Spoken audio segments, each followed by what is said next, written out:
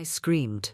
Yes, a full, sharp, uncontrolled scream at 7:12 p.m. on a perfectly ordinary Thursday evening in Manhattan, loud enough that my neighbor across the hall yelled, "Marjorie, are you okay? Should I call 911 again?" But it wasn't a scream of fear, it was a scream of shock. Because when I pushed open that old wooden drawer in my late husband's study, the drawer that always jammed every time I tried to open it, something inside slammed forward with so much force it shot out, knocked my Starbucks cup right off the table, and nearly sent me into early nursing home registration. It was big, much bigger than I expected, and it went in quickly. Straight under the desk, rolling, spinning, disappearing like it was auditioning for a magic show. I stood there frozen, my heart thumping like a marching band inside my chest. I'm 72. My reflexes are not what they used to be, neither is my dignity. Great, I muttered. I survived a mortgage, 2 childbirths, a cheating husband, and the 1987 stock market crash, and I'm going to die because something huge shot out of a drawer. I crouched down, slowly, carefully, with all the elegance of a collapsing giraffe, and reached under the desk. My fingers brushed something cold. Rectangular, smooth metal, definitely expensive. For a split second I thought, if this is a bomb, at least I won't have to fold laundry tomorrow. But when I finally dragged it out, brushed off the dust, and stared at it under the warm lamp glow, it wasn't a bomb. It was a safe. A thick, steel, hidden safe I never knew existed, with a Tiffany-blue envelope taped to the top, my name written in my late husband's handwriting. My stomach dropped. My husband, Richard, had been dead for 8 months. I thought I'd already found every secret a man could hide. Apparently not. I sat back in his leather chair, the one that still smelled faintly of his aftershave, and stared at the envelope. My hand trembled as I peeled it open. Inside was a single piece of paper. A date, a location, and one line in Richard's handwriting. If you're reading this, Marjorie, it means you're ready to know the truth. I swear the room tilted. The truth, I said aloud. Richard, you already ruined my credit score and my trust in men. What truth is left? For a moment, I just sat there breathing, listening to the Manhattan traffic drift through the window. Taxi horns, distant sirens, the usual city soundtrack. Everything felt normal except the fact that my dead husband had apparently left behind one last mystery. Then I heard a loud knock on my door. I jolted so hard the envelope almost flew out of my hand. Marjorie? It's me, Tyler. Oh God. Tyler, my 35-year-old neighbor, who looked like he stepped straight out of a fitness calendar, who jogged every morning shirtless with a golden retriever, who always offered to help carry my groceries, and who made me feel things a 72-year-old widow absolutely should not feel when picking up Amazon packages. I scrambled to hide the safe under a blanket, shoved the envelope behind a plant, smoothed my hair, and tried to breathe normally. The knocking got louder. You okay? I heard you scream. I opened the door and nearly stopped breathing again. Tyler stood there holding a bottle of red wine, smiling that warm, easy smile that made the hallway feel 10 degrees warmer. Thought you might want some company, he said. You look shaken. I opened my mouth to say something normal. Instead, I blurted, a big thing came out too fast and went under my desk. His eyebrows shot up. Oh, he said slowly. Wow. No, not like that, I shouted. He bit his lip, trying not to laugh. And just like that, in the middle of embarrassment, grief, and the chaos of a hidden safe, something shifted inside me. A beginning, or a warning. I just wasn't sure which. And then Tyler stepped inside and saw something I forgot to hide. Tyler stepped into my apartment at 7:23 p.m. and immediately, his eyes locked onto the one thing I absolutely forgot to hide. The corner of the steel safe sticking out from under the blanket. Perfect. Fantastic. I've lived 72 years on this earth, and yet here I was, failing at basic blanket-based deception. He pointed.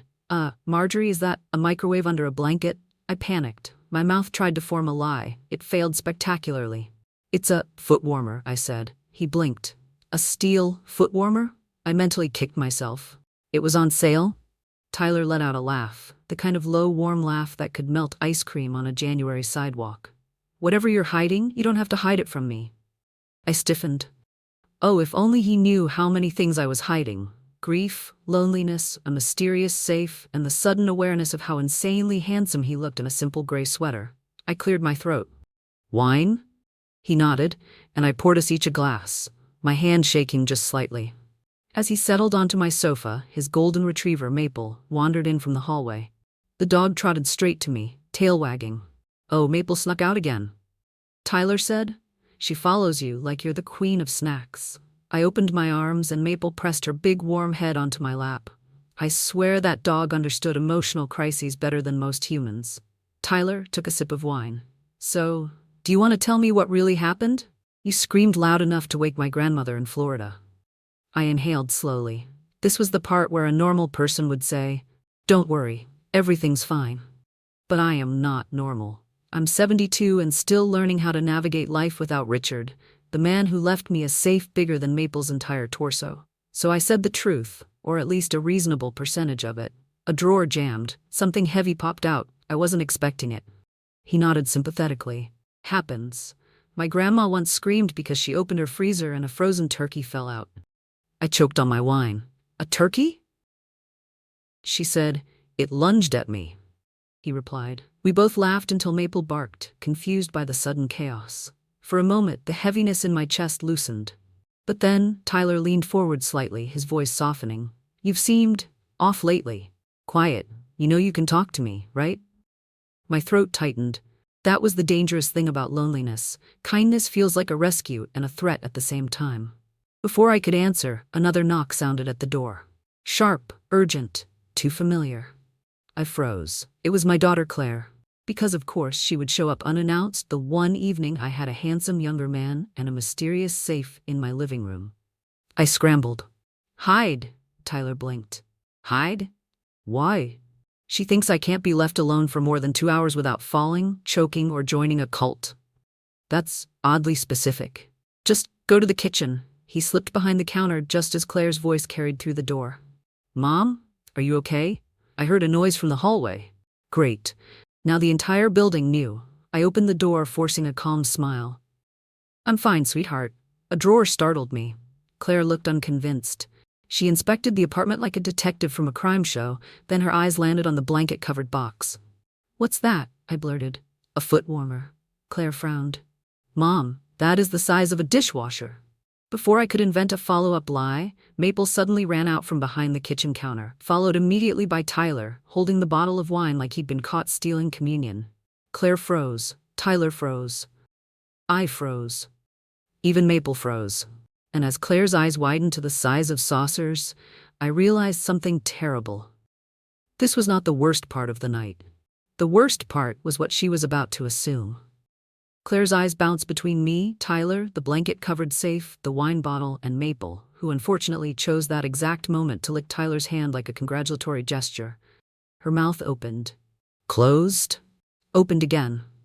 "Mom," she said slowly, "why is there a 30-something man in your kitchen with wine and your dog acting like he's her new stepfather?" I swallowed hard. "Claire, sweetie, it's not what you think." She raised an eyebrow. "Really? Because what I think is, no." I cut in. "Don't finish that sentence." Tyler lifted both hands in surrender. "Hi. I'm just the neighbor." Claire stared at him like he was a limited edition collectible she didn't order. "The neighbor? Who brings my mother wine?" Tyler attempted a nervous laugh. "It was, a community gesture." Claire crossed her arms. "Is community gesture millennial code for something?" Tyler blinked. "I don't think so." I stepped between them. "Claire, sit, please. Before you interrogate him so hard, he needs emotional support." Maple barked as if to back me up, though Maple barks at everything. Visitors, shadows, cheese. Claire reluctantly sat on the sofa while Tyler retreated to a safer distance, standing beside my bookshelf like he was about to give a TED Talk. "So," Claire began in her most prosecutor voice, "what exactly is that?" She pointed to the suspicious furniture-shaped lump under the blanket. I took a breath. "It's something your father left behind." Claire blinked. "Once, twice. Dad left behind a box the size of a baby elephant?" "It's not that big." She lifted the blanket. The safe gleamed under the lamp. She gasped. "Mom, why do you have a steel safe in your living room? Were you planning a heist?" I groaned. "No one is planning a heist. Your father hid it." Tyler frowned sympathetically. "I found it dramatic, too." Claire turned to him sharply. "Why were you involved?" He looked at me. I looked at him. We shared the silent, telepathic message of two people trapped in a sitcom hallway scene. I heard her scream, he said gently. Came to check. Claire paused, then softened, slightly. Her doctor instincts kicked in. You screamed, Mom, are you okay? Did you fall? I didn't fall, I insisted. A drawer shot open and the safe rolled out. Claire massaged her temple. Mom, drawers don't shoot. They do when your father installed them, I muttered. Tyler snorted behind his hand. Claire sighed. Okay, fine, what's inside the safe? A cold ripple ran through me. I don't know, I whispered, but there was a note with a location and a date. What date? I handed her the envelope. She read it, her eyes narrowing. This is tomorrow. Silence. Tomorrow. My heart thudded. 8 months after Richard's death, and suddenly his message, "You're ready to know the truth," felt heavier than the safe itself. Claire exhaled. Mom, if Dad kept a hidden safe, it's probably something complicated, or dangerous, or illegal, Tyler offered helpfully. I shot him a look. You're not helping. He winced. Sorry, instinct. Claire leaned forward, worry coloring her voice. Mom, you shouldn't go alone. But I have to, I said softly. It's from your father. Whatever he hid, he meant for me to see. Tyler stepped closer, eyes gentle. Then I'll go with you. Claire whipped her head toward him. You? Why you? Tyler shrugged. Because she shouldn't be alone. And I'm right next door. It's the neighborly thing to do. Claire stared at him. Stared at me. Then sighed the sigh of an adult daughter who fully believed her mother was one spontaneous decision away from starring in a documentary. Fine, she said. But I'm coming too. Absolutely not, I said at the same time she said. I already cleared tomorrow night. Tyler bit back a smile. Sounds like a team. Claire glared at him. You stay out of it. He raised both hands again. I keep trying. And right then, as the safe sat in the middle of my apartment like a steel secret begging to be opened, I realized, whatever tomorrow held, I wasn't walking into it alone, willingly or otherwise. By 7:46 p.m., Claire had fully shifted into overprotective adult daughter mode. The kind where she starts checking my pulse even though I'm literally standing upright pouring wine. Meanwhile, Tyler stood awkwardly in the corner next to my Kindle and a stack of Amazon delivery boxes, looking like a handsome hostage. So, Claire said, pacing, tomorrow we go to the address at 6. It's on the East River. Mom, it's dark at that hour. Suspicious, potentially dangerous. It's a restaurant, I pointed out. Not a back alley. A restaurant can also be dangerous. She shot back. People slip on olive oil. Tyler gently cut in. I think your mom can handle a restaurant. Claire gave him a stare so sharp it could have sliced a bagel. No one asked you, neighborhood wine guy. He held up his glass. Fair enough. I sighed and sat on the sofa, Maple immediately curling beside me with a dramatic woof, like she, too, was invested in this mystery. Claire kept pacing. Mom, think logically. Why would Dad hide a safe? He was an accountant. His most scandalous activity was buying discounted avocados. Tyler nodded. Yeah, accountants don't usually have international secrets. I raised one eyebrow. You don't know that. Tyler blinked. Wait, your husband wasn't secretly in the CIA, right? Claire groaned. Tyler, please. My father had lower back pain from folding laundry. He wasn't in the CIA. I choked on a laugh. He did groan dramatically every time he picked up a sock. Claire continued. Anyway, we need to open the safe. I stiffened. No, the note said tomorrow. We'll follow his instructions. But what if it's dangerous? She insisted. Then we'll face it tomorrow, together. Tyler relaxed. Sounds reasonable. Claire whirled on him. Again, no one asked you. He held Maple as a shield. I'm just supporting the emotional arc here. Maple barked in agreement, which frankly betrayed me more than any human tonight. Claire sat beside me and took my hand gently. Her voice softened. Mom, you've been alone for 8 months. I just want you safe. My chest tightened slightly, a silent ache that had been living there, pulsing quietly beneath every ordinary day.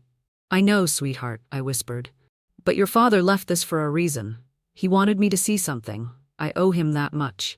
Claire nodded slowly but still looked unconvinced. Tyler stepped closer, respectful distance, but close enough I could smell the faint vanilla scent of his laundry detergent. Marjorie, whatever you find tomorrow, you won't be alone.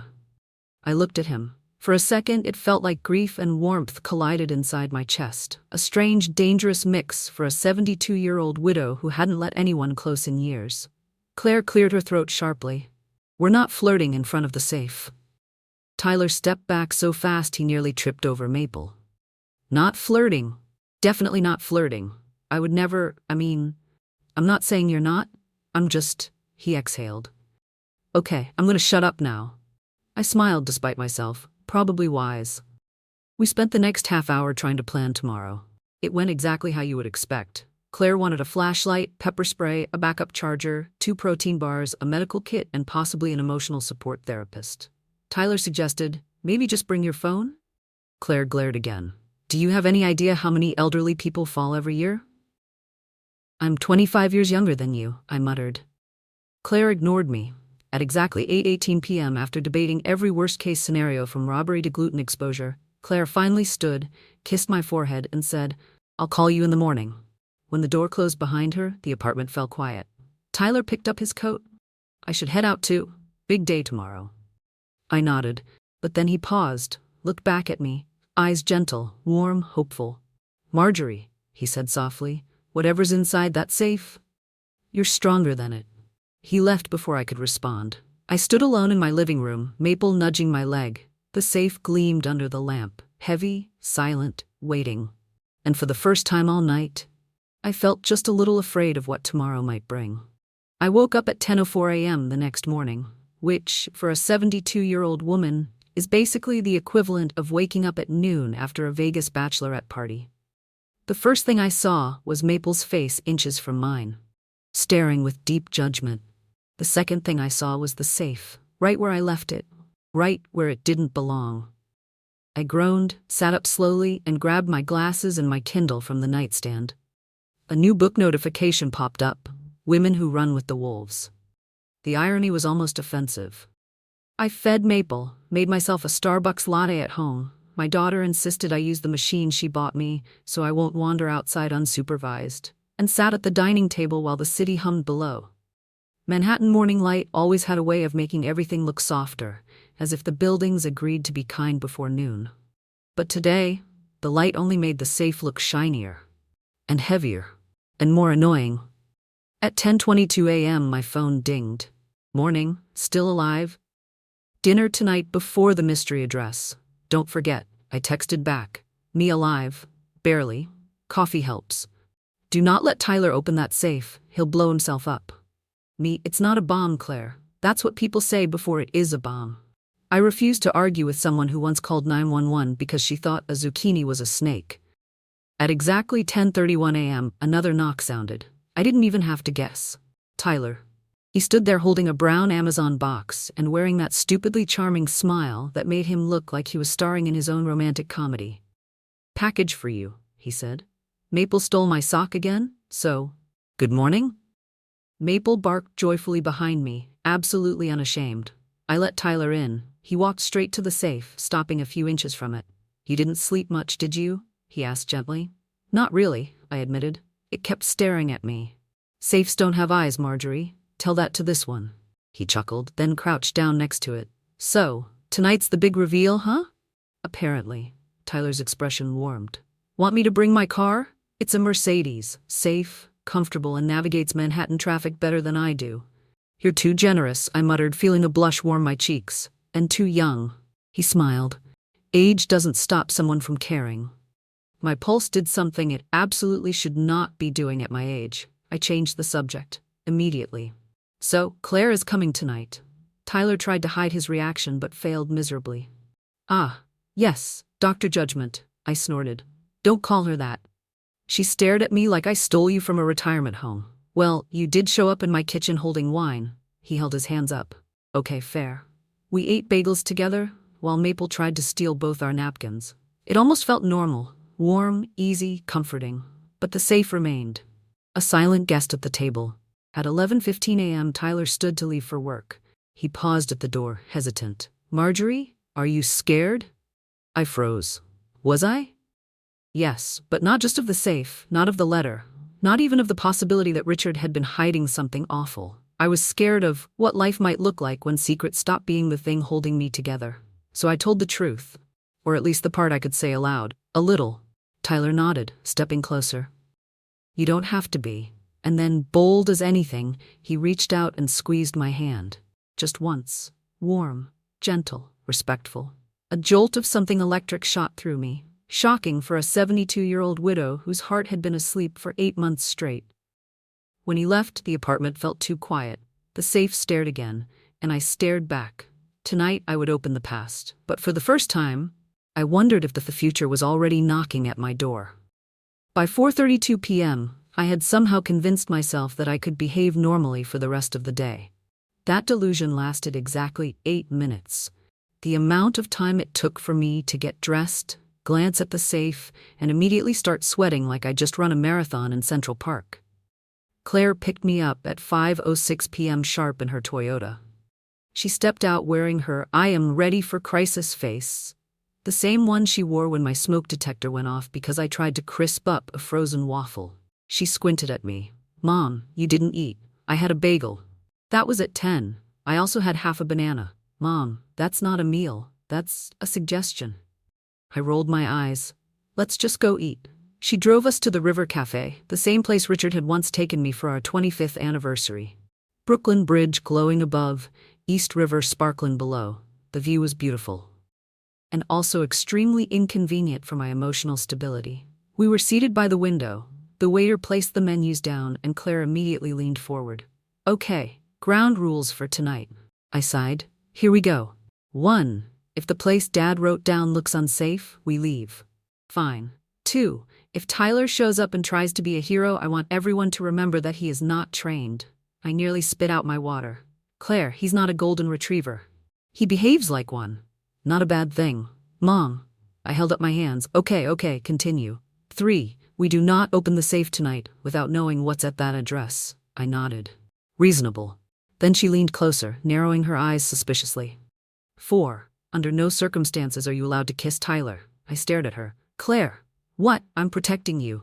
"I'm 72, not 17. Same number, different order." The man at the table beside us almost choked on his lobster ravioli from trying not to laugh. Our food arrived, mercifully interrupting her protective meltdown. I ate slowly, trying to calm the knots in my stomach. But at 5:58 p.m., while sipping the last of my tea, Claire's phone vibrated. "It's Tyler," she said. "He's downstairs with his car." I raised an eyebrow. "Already?" "I told him to be early," she muttered, "in case you got cold feet." We walked out, and sure enough, Tyler's silver Mercedes was parked by the curb, polished, elegant, completely out of place next to Claire's suspicious glare. He stepped out wearing a navy coat that made him look unfairly handsome. "Ready?" he asked, smiling at me. "Yes," I said. "No," Claire said at the same time. Tyler blinked. "So, is this a democracy or a dictatorship?" "Dictatorship," Claire replied. "Mom?" he asked. "Let's just get in the car," I sighed.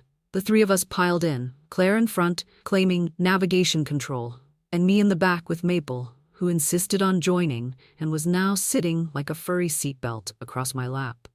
At 6:09 p.m., Tyler pulled into traffic, Manhattan lights flickering through the windshield. My heart beat faster with every block we passed. Claire turned around, eyeing me.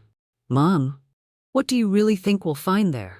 I looked out the window at the city passing by, the familiar streets, the neon signs, the skyscrapers reflecting the fading sun.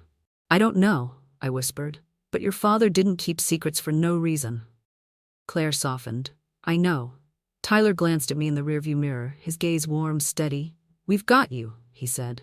Just then Maple barked so loud that Tyler swerved slightly and Claire screamed, "The dog is sabotaging us." I burst out laughing. Not forced, not nervous.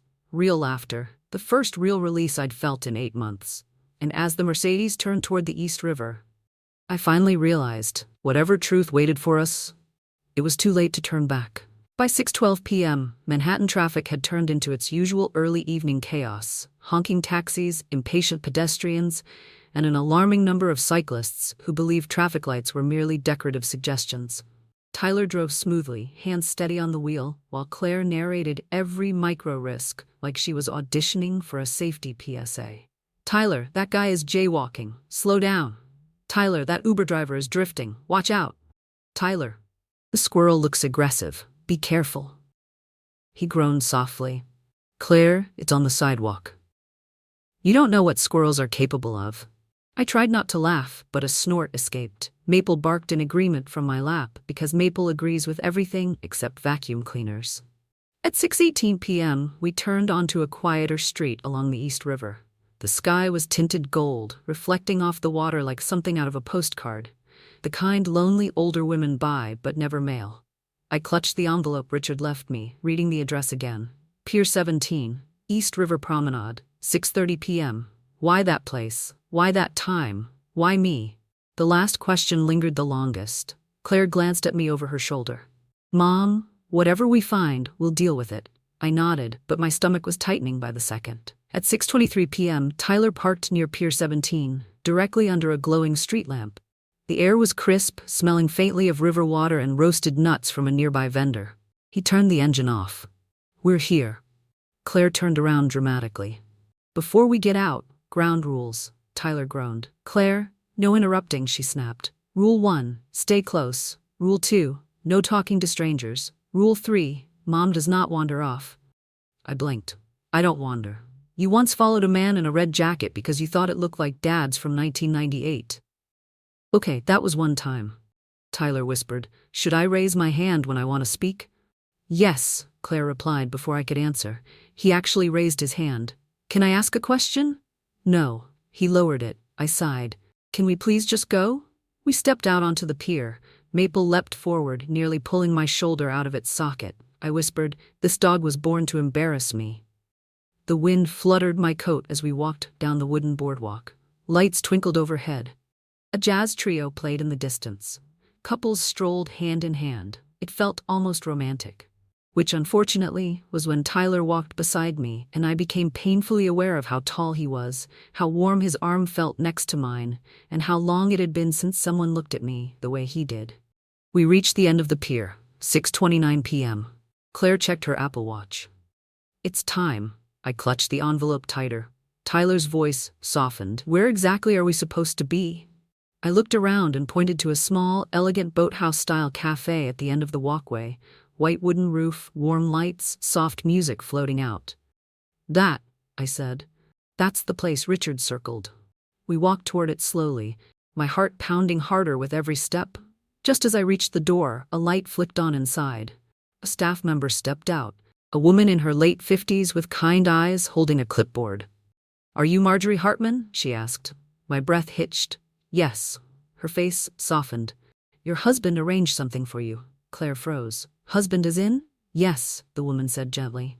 He came here 8 months before he passed. He paid in advance and left instructions for tonight at this exact time. My knees wobbled, and Tyler grabbed my elbow to steady me. The woman opened the door. Inside the cafe, a small table was set for one. A candle, a folded letter, a wrapped box. And then the woman said the words that made my heart seize. He said you'd need privacy when you read it, because it might change everything. The woman guided us inside the Boathouse Cafe at exactly 6:36 p.m. Warm Edison bulbs glowed overhead, and soft jazz hummed from a vintage speaker near the counter. The whole place felt like a movie set where someone had forgotten to yell, "Cut." Claire whispered, "Mom, are you sure you're ready?" Of course I wasn't ready. The last time I opened something Richard left behind, it was a catastrophic folder of unpaid parking tickets he'd stuffed between our tax papers. But I nodded anyway. Tyler stayed behind us, hands tucked in his coat pockets, watching me with the kind of gentle worry that somehow made my nerves worse and better at the same time. Maple sat obediently by my feet, which was suspicious because Maple is never obedient. She must have sensed the tension or smelled pastries. I stepped toward the table. The candle flickered. The letter waited. The small wrapped box sat beside it, neat and square, covered in Tiffany-blue paper, the kind Richard only used on special occasions, like our anniversaries or the one year he forgot my birthday and had to apologize via accessories. My hand shook as I reached for the envelope. But before I could touch it, Claire grabbed it. "Hey," I whispered. "Protocol," she said. "What if it's not a bomb, Claire? You don't know that," she muttered, holding it up to the light like she'd taken a forensic handwriting class. Tyler stepped in quickly. "Claire, maybe let your mom open the thing her husband left for her." Claire sighed dramatically. Fine, but if something explodes, I'll haunt you," I said. Her eye twitched. Mom, I gently tugged the letter from her hand. The envelope opened easily, too easily. Almost like Richard had practiced sealing it 10 times before giving up and using tape.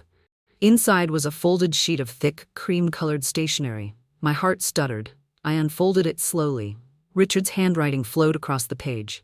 Marjorie, if you're reading this, I'm gone. But before I left this world, I needed you to know something I never had the courage to say aloud. Something I didn't want you to hear from anyone but me. My throat tightened. Claire stepped closer, eyes wide. Tyler leaned in slightly. I read on. You always believed I was faithful. I wanted you to keep believing that. But 8 years ago, I made a mistake. My heart dropped so fast, I felt dizzy. Claire gasped. What? I clutched the table. Keep reading, I whispered to myself. It wasn't what you think. I didn't cheat on you. But I met someone by accident. Someone I shouldn't have met. Someone who impacted our lives without ever meeting you. And I kept it from you because I was ashamed. Because I knew how it would hurt you. My fingers went numb. The cafe felt too quiet. Even Maple stopped breathing. The truth is, I had a son. My entire world snapped. Claire choked. Dad, what?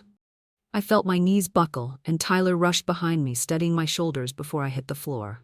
I read the next line through a wave of tears blurring the ink. A boy. He's an adult now. And he doesn't know about you either. I tried to pretend it never happened, but you deserve the truth, even if it comes too late. He reached out to me last year. And tonight, this place, this table, this box, I arranged it for you to decide what comes next. I couldn't breathe. A son? Richard had a son? Another life? Another child? Claire pressed a hand to her mouth. Mom. Oh my God, Tyler whispered. Marjorie, sit down. I did. The last line trembled in my hand as I read it. Inside the box is the final piece you'll need. Forgive me if you can. And if you can't, I understand. Richard's silence swallowed the room. Then, at the worst possible moment, Maple sneezed so violently she knocked over the candle. Tyler lunged to catch it. Claire screamed. Maple barked at the candle like it had personally betrayed her. And somehow, through the shock, I let out a shaky laugh. Because if I didn't laugh, I'd collapse completely. But the truth was undeniable. My husband's first secret was the safe. His second was the letter. And whatever was inside the box was the third and biggest one. The candle wobbled dangerously. Maple barked like she was auditioning for airport security, and Tyler caught the glass jar a millisecond before it rolled off the table. Claire exhaled. This dog is chaos. I'm filing a complaint. Maple responded by sneezing on Claire's shoe. Chaos confirmed. But none of it mattered, because in front of me sat the box Richard left behind. Wrapped in neat Tiffany-blue paper, the ribbon tied with the kind of tight precision only my husband could manage. My hands trembled. Tyler crouched beside me, lowering his voice. Marjorie, you don't have to open it tonight, Claire gasped. Yes, she does, he frowned. Claire, not helping. Sorry, she yelled. Emotional meltdown. I took a breath. My heart felt like it had aged 10 years and 10 minutes. A son. Richard had a son. Somewhere out there was a grown man bearing my husband's DNA. A man I never knew about. A man who reached out. A man Richard kept secret until after his death. I closed my eyes. Mom? Claire whispered helplessly. Are you okay? I let out a shaky breath. No, but I will be. Tyler placed a steady hand on the back of my chair. We're right here. Whatever's inside, you won't face it alone. His voice, warm, grounding, steady, hit deeper than I expected. I nodded. My fingers traced the box's edges. 6:52 p.m. I peeled back the ribbon, slowly, carefully, like opening the past might break it. Inside was a small velvet case. I froze. Oh no, Claire whispered. Is it a ring? Oh God, please don't let Dad have had a proposal planned for another woman. Tyler shot her a horrified look. Why would you say that? It's intrusive thoughts. Please stop sharing them out loud. I ignored them both and opened the velvet case. Inside was a USB drive, a plain black one, no label. Claire blinked. Oh, Tyler whispered. Not what I expected. Maple licked the air. She expected snacks. I stared at the USB. A simple object carrying an unbearable weight. There was also a folded slip of paper. I lifted it, Richard's handwriting again. For the truth, all of it. I felt dizzy. The safe. Claire snapped her fingers. Yes, the safe. Maybe it has a laptop inside, or documents, or wait, why am I excited? This is terrible. Tyler nodded slowly. USBs from dead husbands are never good news. I stood, legs slightly unsteady. We have to go home. Claire grabbed my arm. Mom, you're pale. Tyler grabbed my other arm. I can drive. Maple grabbed a breadstick from a nearby table. At least one of us had coping skills. We left the cafe. The manager didn't charge us, probably because Claire looked like she was one meltdown away from flipping a table. 6:58 p.m., the sun fading. We reached Tyler's Mercedes. He opened the back door for me like a gentleman, but before I could climb in, I whispered, "I'm scared." Tyler paused, eyes soft. "I know, but fear doesn't mean weakness, Marjorie. It means you're still fighting." Claire rolled her eyes. "Okay, Mr. Romantic Voice." Tyler flushed. "So sorry," he stuttered. "Just comforting." I sat inside. Maple hopped up beside me and rested her head on my thigh, which honestly was more comforting than either of them. As we pulled away from Pier 17, lights flickering across the river, my mind spun. A sun, a USB, a safe at home still unopened, and one looming question that gnawed at me. Why did Richard hide this from me? Until after he died. At 7:16 p.m., we reached my building. Claire marched ahead, clutching her purse like she was ready to lawyer up against the afterlife. Tyler stayed close behind me, his hand hovering protectively near my back. Inside my apartment, the safe sat in the center of the living room like a sleeping monster. The USB felt suddenly heavy in my palm. Claire grabbed a chair. "Okay, let's crack it open." Tyler grabbed his laptop. "I'll check if the USB is safe to plug in." I looked at both of them. My daughter, frantic and fierce, and Tyler, gentle, steady, unexpectedly important. And something inside me whispered, opening the safe isn't just about the past. It might change my future too. I inhaled, sat down, and reached for the safe. By 7:21 p.m., my apartment felt smaller, tighter, like the walls were leaning in to hear whatever truth my dead husband had hidden from me. Claire kneeled beside the safe with the intensity of someone defusing a bomb using nothing but emotional instability. Tyler sat nearby with his MacBook open, scanning the USB. "It's clean," he announced. "No viruses, no malware, just one video file." Even Maple sat quietly, which worried me more than anything else. A quiet golden retriever means the universe is about to shift. I swallowed. "Let's open the safe first." Claire handed me the key we'd found taped underneath. My hands shook. Every click of the lock echoed louder than it should have. One twist, two, three. The lid lifted. Inside, not gold, not cash, not weapons or scandalous evidence, just papers. And at the very bottom, something wrapped in brown paper. Tyler leaned closer. "What's that?" I reached for it. Slowly, carefully, Claire hovered like a helicopter parent whose toddler had found a live electrical outlet. I unwrapped it. Inside was a stack of letters, dozens of them, all addressed to my son. Each one signed, Richard Hartman. The air left my lungs. Tyler whispered, "Oh God." Claire covered her mouth. "Dad wrote to him?" I flipped through the first page. "I'm sorry I wasn't brave enough to be your father. I'm sorry I hid you from the woman I loved most." My vision blurred. Claire knelt beside me. "Mom," I shook my head. "Keep reading." Next letter. "Your mother and I made one mistake. She didn't want to disrupt my family. We agreed to keep it quiet." Another. "You deserve better. But I was a coward." And then, a letter with a date circled in red ink. "Last year. You found me. You reached out. I met you once. I didn't tell Marjorie. I lied to her again, and I hated myself for it." My heart cracked clean down the middle. I wasn't crying. Not fully. But tears rested at the edge of my eyes like they were waiting for permission. Claire touched my shoulder. "Mom, he wasn't perfect." "No," I whispered, "but he tried, in his own broken way." Tyler's voice was soft behind me. "There's the video." I nodded. "Play it." He turned the laptop toward us and clicked. The screen lit up. Richard. Older, thinner. The version of him I remember from our last hospital visits. He sat in this very apartment, at this very desk. "Marjorie," he said, voice trembling, "if you're watching this, I'm so sorry." My breath froze. "I wasn't unfaithful. I didn't betray you with love, but I betrayed you with silence." He sighed, rubbing his eyes. "I made a mistake before I met you. A woman I cared for once. We went separate ways. Years later, she told me she'd been pregnant. She kept it from me. I didn't know." He looked away, guilt weighing down his shoulders. "When he found me last year, I didn't know how to tell you. I was afraid you'd leave. Afraid you'd think I loved someone else more than I loved you." Claire whispered, "Oh, Dad. But you deserve the truth, all of it." He looked directly into the camera, directly at me. "Please, don't close your heart because of me. You've loved deeply, you still can." Tyler exhaled beside me, chest rising and falling slowly. Richard's final words broke me. You gave me 35 years of joy. Let someone give you more, even if I can't. The video ended. A long, heavy silence. Then Maple sneezed so violently she face-planted into Claire's lap. Claire yelped, "Why is this dog like this?" The tension snapped, just a little, just enough to breathe again. I wiped my eyes. Claire hugged me, unexpectedly tight.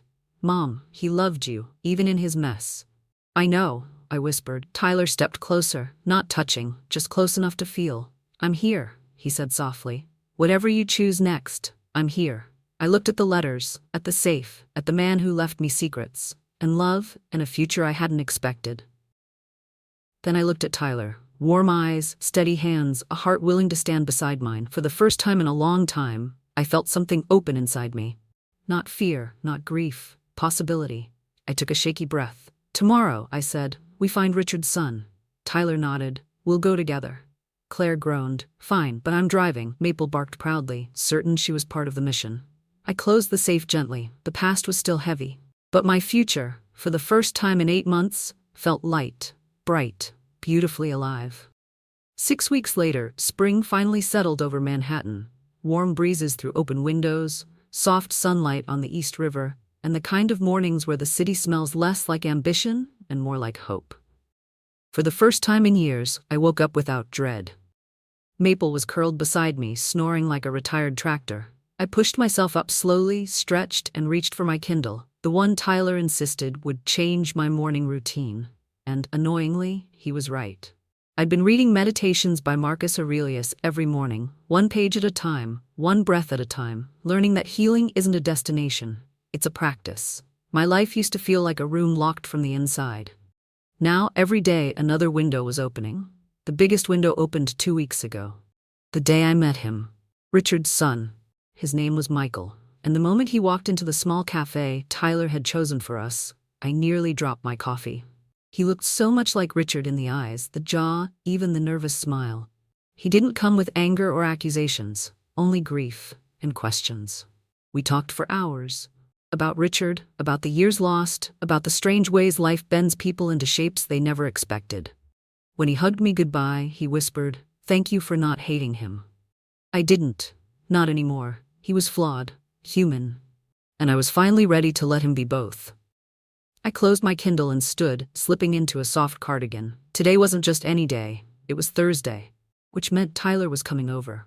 We had fallen into a rhythm, not romantic, not yet, not anything that required labels, but something real. Something warm, something alive. He knocked at exactly 9:02 a.m. Maple nearly tackled the door. I opened it to find him holding 2 Starbucks cups and a small bouquet of tulips, his smile easy, unhurried. "For you," he said, handing me the coffee. "And for Maple." He pulled out a dog treat. Maple betrayed me instantly and declared him her new god. I shook my head. "She has no loyalty." "She has excellent taste," he said. We sat on the balcony overlooking the river. The air was soft, the kind of softness that feels like it's brushing away old grief. Tyler glanced at me. "And how's your heart today?" I considered the question. "Better," I said. "Less heavy." He nodded. "Good, you deserve that." A quiet moment passed, not awkward, not tense, just full. I sipped my latte. "You know, I didn't think I'd ever feel anything again. After Richard died, I thought the rest of my life would just be waiting." Tyler's voice lowered. "You're not done living, Marjorie." I looked at him, this too young, too kind, too alive man who somehow fit beside me in ways I couldn't explain. "I'm starting to realize that." He smiled, soft and warm. "Whatever pace you want, whatever path you choose, I'm here, not going anywhere." I blushed, which at my age should be illegal.